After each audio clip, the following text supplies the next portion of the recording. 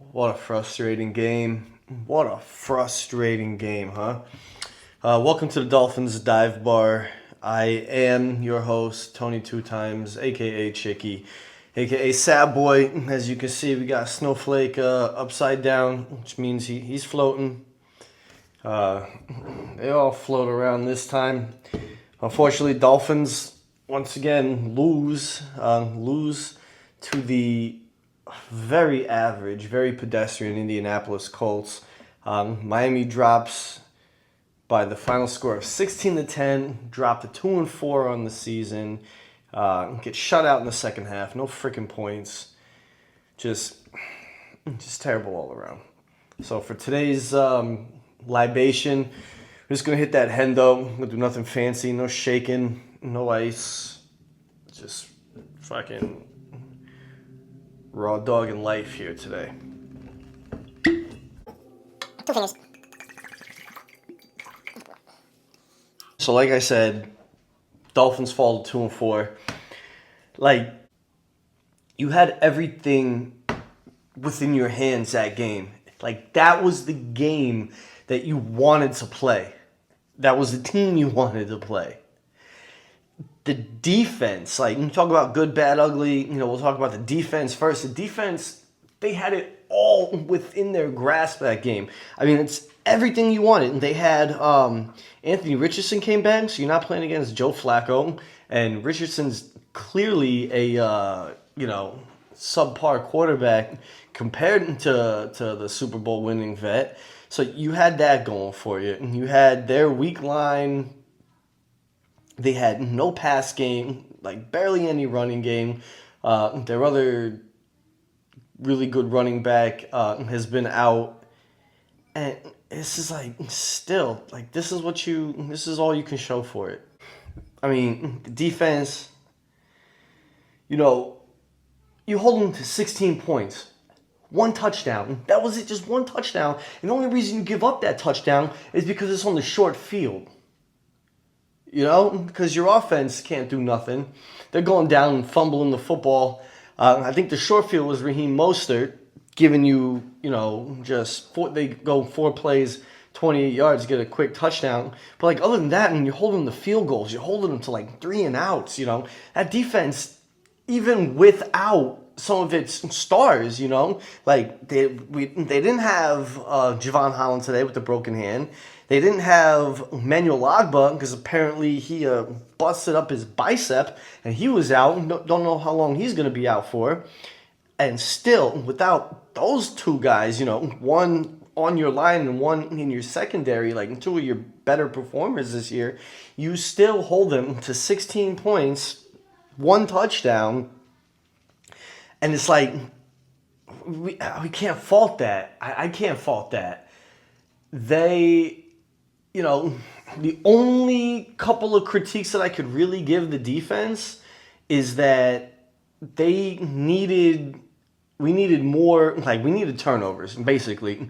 Because we didn't get, I think we got maybe no sacks. Yeah, they didn't get no sacks, no interceptions. And, they just couldn't finish plays. It was two plays back to back. Jalen Ramsey does a blitz, hits Richardson right in the back, but he can't take him down, right? So he doesn't get the sack out of it. He's trying to hold him up. Richardson gets the ball off, he just throws it away. So there's a sack that's prevented. And then the very next play, Ramsey comes back and was just a freaking microsecond too late on getting the arm on Richardson's hand and knocking the ball down. So instead of getting that fumble recovery, Miami gets nothing. So, the only thing I could see that they really need to do, how they really need the help, is finish those plays, man, because we need the help. The only turnover that we did get was Zach Sealer falling on that botched snap that they had. Recovers that fumble, which is great. And they had a bunch of deflections. They had 4 passes deflected, right? It was just mad 3 and outs, mad passes deflected. The Colts couldn't get nothing going, especially early in the game. They couldn't get nothing going in the passing game.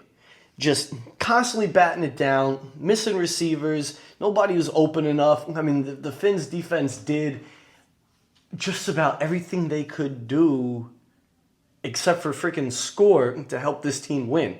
And I know you can't depend on defensive touchdowns and things like that, but it's like, damn, one of them would be nice, because with an offense that just is not firing, like really offense is firing on like one cylinder right now, two cylinders.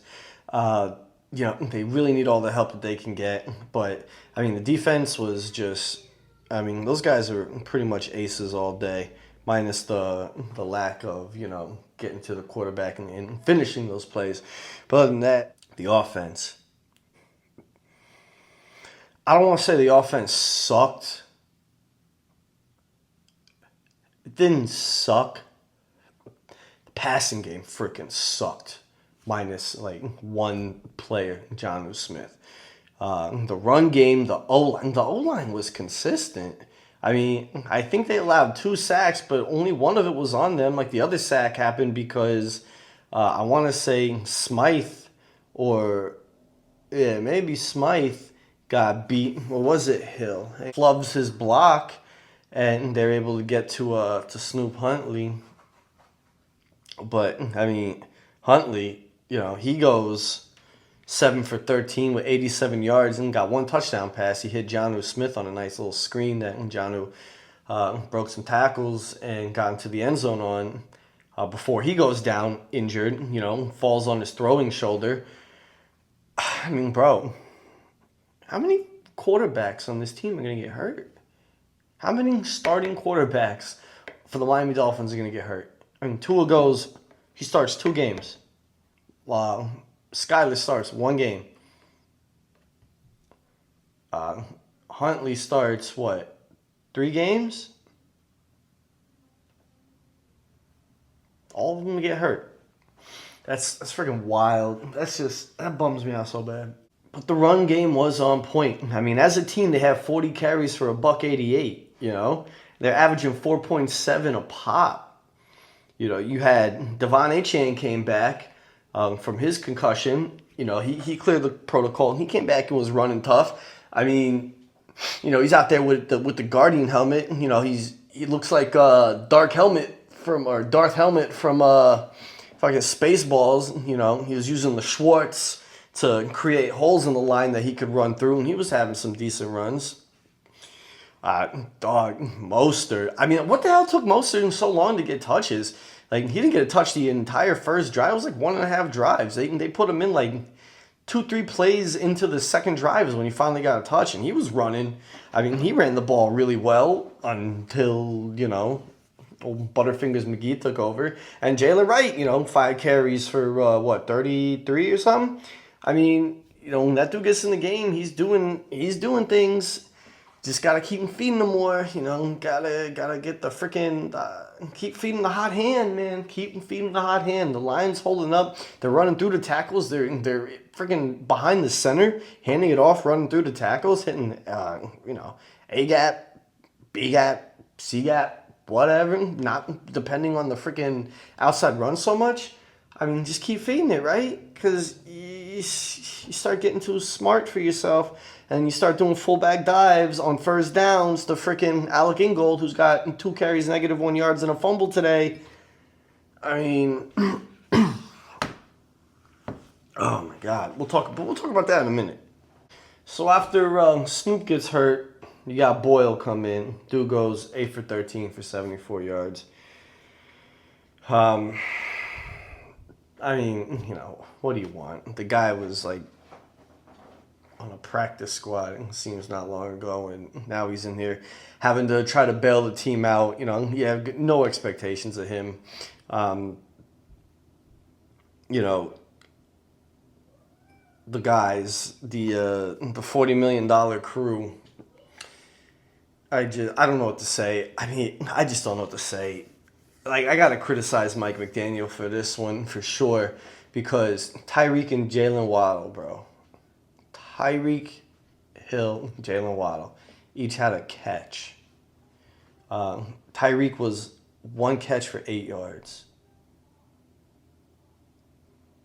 One catch for 8 yards. Waddle, one catch for 11 yards. So, too high, man cover underneath on him or whatever.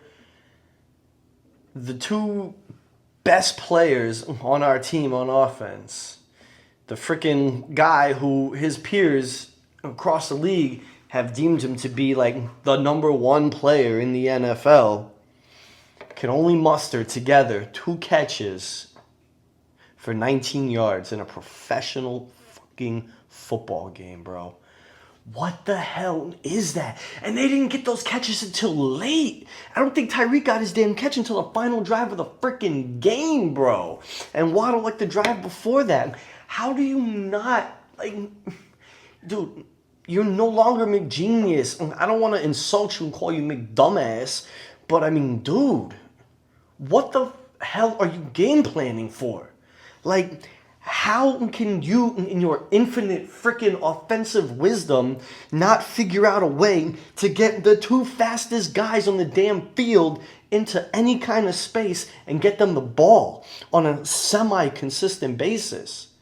I get they're taking away the outside and it helps open up the secondary so, Mostert and those other guys can gash the freaking secondary after they get upfield on those runs. I get that. But the run's successful. Why don't you hit some play action and just find a guy? You don't always have to go over the top. Just give him the damn ball in space, man. Tyreek had like 1 carry for 5 yards. And so it was like he got the ball in his hands 2 times the entire game, bro. How is that sustainable? How is that going to be effective going forward? McDaniel's wasting timeouts again. Like 1 in the first half, can't get the freaking play call out in time. And then 1, I think it was late to where they it was like the 4th and goal or whatever, and they made him burn a timeout before they kicked the field goal. That man just runs me hot, bro, because he's just not adjusting. Like, he's not adjusting. His team is so undisciplined still. In his press conference, he's like, man, I thought we worked a lot of this stuff out. I thought we cleaned things up, but apparently, like, not. And it's like, all right, well, where's going to be the accountability? You always have to be Mr. Nice Guy because that's who you are. That's your personality. Nobody's going to take you serious if you start yelling at people now. But it's like, damn, dude, when you let the inmates run the asylum, I guess we can't bitch that there's no order in the place because there's no freaking order, man. Nobody's holding each other accountable. Especially, like, how do you have 60 some odd % of your freaking penalties come pre-snap? Because motions. You guys have been doing this for 3 freaking years. Know the motions. Odell, 2 targets, no catches, no yards. I think he had a drop. Like, buddy, when's that freaking... when's that fucking tree gonna bear any fruit? I don't think it is, This team, dude, they fucking failing this rebuild so terribly right now. And even if Tua comes back in a week, it's like, you think it's all going to be fixed? I think a lot of it will clean up. I think that some of the pre-snap stuff might clean up, hopefully. And then hopefully, he'll be able to get the ball to at least his receivers because those are the only 2 people that he freaking looks for. So, Jonnu, I hope you enjoyed, your good game today, your catches and everything, your touchdown.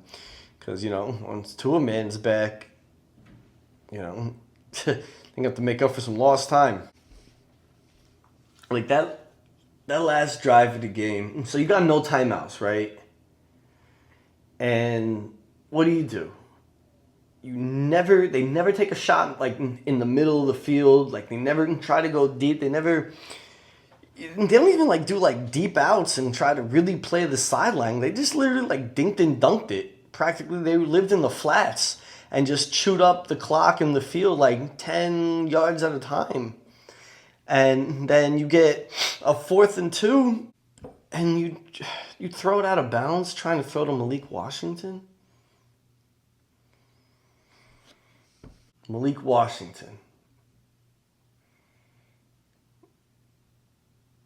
and it's not even an accurate ball. It's like almost like he threw it away. And yeah, like he didn't know what the hell he was supposed to be doing on his route. It's just that's so disgusting, it's so insane, man. The thing that just like really riles me about this game is you could see, especially in the running game and on the defense, and just the way it was unfolding, especially in the first half. Like the Dolphins were so much better than the Colts, right? So much freaking better. But bad teams, because the Dolphins are a bad team, bad teams find a way to freaking lose, bro. I mean, you have like a drive where you have 3 penalties on the drive. You start off with a damn penalty, then you negate with the motion, then you negate a run on a hold, and then you get a third penalty for I don't even remember what. Like, that's how freaking jacked up you guys are. I mean, if you could just find a way to play cleaner football, you would dominate that game. And you'd be sitting at 3-3 with like sole possession of second place, chasing the Bills. Now it's like, bro, 2-4. How do you come back from that? I mean, like up next, right? Arizona. Arizona comes to the Rock next Sunday. Hopefully, like you are praying to your lucky stars that Tua clears protocol this week and can start on Sunday, because that's literally the only chance. Because who knows how long, how bad Snoop's hurt, how long he'll be out. Who knows what's going on with Skyler, and now Boyle. I mean, is he gonna get a start if Tua's not playing? I think Tua will play. But like I said before, does he fix the problems? Who knows? This team's jacked up. Defense is holding all right, but the offense, man, they got to adapt. They got to find a way. Because it wasn't peaches and cream when Tua got hurt in the Buffalo game either. Like, they got a lot to work out still. Normally it takes like, a few weeks to, especially because they don't hit and they don't practice hard, it takes, a few games for them to really get up to speed. So Tua's going to need another 2-3 weeks just to get up to speed. What is that going to mean? Already 2-4. Got some tough opponents coming up soon. So when are you going to be able to work it all out? How are you going to work it all out? I mean, I know Tua back, at least Hill and Waddle are going to get a ton of freaking catches. I just hope that McDaniel realizes that, you don't always have to air raid it. You can actually play freaking football, and you can still run it between the tackles, and you could still use Jonnu Smith, in the middle of the field, in the flats, wherever he's freaking open. I know the ball comes out quick, and so sometimes those routes might not develop for him, but please keep it in mind, because, I mean, they know if Tua's back, they know who his weapons are. They have that on film. So we got to see how that freaking works out. And let me see. They got like 8. They're going to have to win like 8 games out of the next 11. There's... Yeah, 11. We're 2-4. That's 6, and there's 17 games on the season. There's legitimately, like, if they stay healthy and they clean it up, they have a legitimate chance for 8 wins. I mean, they can beat the Jets twice. They can beat the Pats. They can beat the Raiders and the Browns. They could probably beat Arizona. I mean, you're probably going to get your ass whooped by, like, Green Bay. I think you got San Fran coming up. Actually, that one might even be winnable, too, But Green Bay, Buffalo, like, those ones. Probably Houston. I think they play Houston. Again, like, those are probably going to be a wash. But, you've got some games coming up here that you can really get right. And you're really going to have to go on a run if you're going to want to make the playoffs, because you need 10 wins to make it, to get there. You need it. You cannot make it. You're not making the playoffs with 9 fucking wins. It's just probably not happening. So, like, hopefully Tua comes back. Just wipe this bad taste out of our mouth, because, bro, I don't want to be fucking 6 games into a season and feel like the whole thing is washed, man. Like, damn. I can't be so mad, though, man. Like, let's just let the stupid team dictate my mood. It's like, I had a great Saturday, right? Wake up, nice, bright and early. Watch the Canes beat Louisville.